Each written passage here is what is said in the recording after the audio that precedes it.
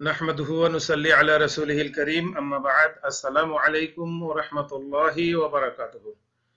আমি রফিক ইবনে শরাফত আজকে আপনাদেরকে একটি গল্প শোনাতে চাচ্ছি, যা হচ্ছে ছোট শিশুর বড় কথা। গল্পটি হচ্ছে এমন: এক লোক বিয়ে করে বাড়িতে বউ নিয়ে আসেন। বউ নিয়ে আসার পর তাদের সুখী সংসার। তাদের সংসারে একজন বৃদ্ধ পিতা ছিলেন।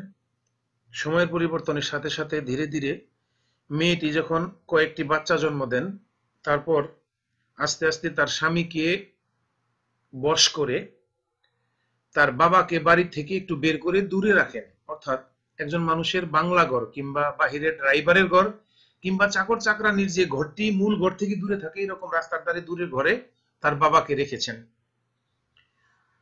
স্ত্রী প্রতিদিনের মতোই তার ছেলে মেয়েদেরকে লেখাপড়া করাচ্ছেন।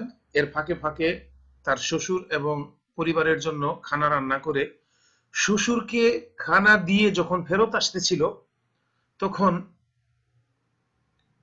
দেখতে পেলেন তার ছোট শিশু বাচ্চাটি খুব মনোযোগ সহকারে একটি কাগজের মধ্যে কিছু একটা আঁকছে কিংবা কিছু করছে।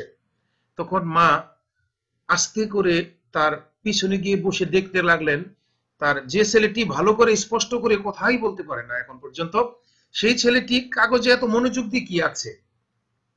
তিনি দেখে আশ্চর্য হলেন, তার বাচ্চা একটি বাড়ির ছবি আঁকতেছে, যেখানে একটি মূল বাড়ি থেকে দূরে আরেকটি চারকোনা বিশিষ্ট ঘরের মতো ছিল। তখন মা আদর করে বাচ্চাকে চুমু খেয়ে বললেন, বাবা যান, আপনি এটা কি করছেন? ছোট বাচ্চা ভাঙা ভাঙা কণ্ঠে বললেন, মা, আমি আমার বাড়ি তৈরি করছি। বলছে, এটা কি? বলল, এটা হচ্ছে বাড়ি। আর দূরে যে একটি ঘর দেখা যাচ্ছে, ওটা কি? বললো, এটি হচ্ছে তোমার এবং আব্বার থাকার ঠিকানা।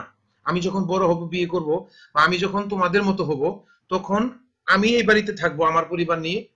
তুমি এবং বাবা তোমাদের দুজনকে ওই ঘরে রাখবো। তখন মা আশ্চর্য হয়ে গেলেন, বললেন, কেন বাবা? তোমরা যেখানে থাকবে সেখানে আমাদের থাকার স্থান হবে না? তখন বাচ্চাটি বলে উঠলো, না, আপনি যেভাবে আমার দাদাকে বাড়ির বাহিরে রেখেছেন, ঠিক সেভাবেও আমি আপনাদেরকে ওভাবে বাহিরে রাখবো। কথাটি শুনে মা আকাশ থেকে পড়ে গেলেন, আশ্চর্য হয়ে গেলেন। তিনি আর কথা বলতে পারছিলেন না, স্তব্ধ হয়ে গেলেন। তার হুঁশ ফিরে আসলো। তিনি বুঝতে পারলেন, আমি যে স্বামীকে আমার মনে করে তার সমস্ত সম্পত্তির দেখভাল করছি, তার টাকা পয়সা আমি খরচ করছি, সেই স্বামীকে জন্ম দিয়েছে অন্য কেউ, সেই স্বামীকে লালন পালন করেছে অন্য কেউ। যেভাবে আমি আমার সন্তানকে লালন পালন করেছি, ঠিক সেভাবে আমার শ্বশুর আমার স্বামীকে লালন পালন করেছে। তিনি কালক্ষেপণ না করে খুব দ্রুততার সহিত তার শ্বশুরকে বাড়ির ভিতরে নিয়ে এসে বাড়ির সবচেয়ে ভালো যে রুমটি, সেই রুমটিতে থাকার ব্যবস্থা করে দিলেন। এই অবস্থা দেখে তার তার নাতি নাতনিদেরকে কাছে পেয়ে শ্বশুর আনন্দে আত্মহারা। এই অবস্থায় যখন স্বামী কাজ করে ঘরে ফিরলেন, তার বাবাকে যখন তার পাশের ঘরে দেখতে পেলেন, সেও আনন্দে বাকরুদ্ধ হয়ে গিয়ে চোখের পানি ঝরতে লাগলো এবং আল্লাহর শুকরিয়া আদায় করে বলতে লাগলেন নিজের স্ত্রীকে, হে আমার প্রিয়তমা স্ত্রী, এটি কি? এমন তুমি কেন করলে? এতদিন আমার মাথা নষ্ট করে নানান কৌশলে আমার বাবাকে বাড়ি থেকে বের করেছো। আজ কি কারণ যা আমার সাথে পরামর্শ না করে আমার বাবাকে বাড়ির ভিতরে নিয়ে আসলে?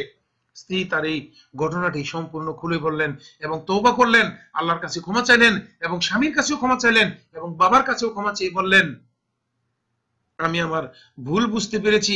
আল্লাহ সুবহানাহু ওয়া তাআলা তার হিকমত দ্বারা শিশু বাচ্চার মাধ্যমে আমার হৃদয়ের দরজা খুলে দিয়েছেন।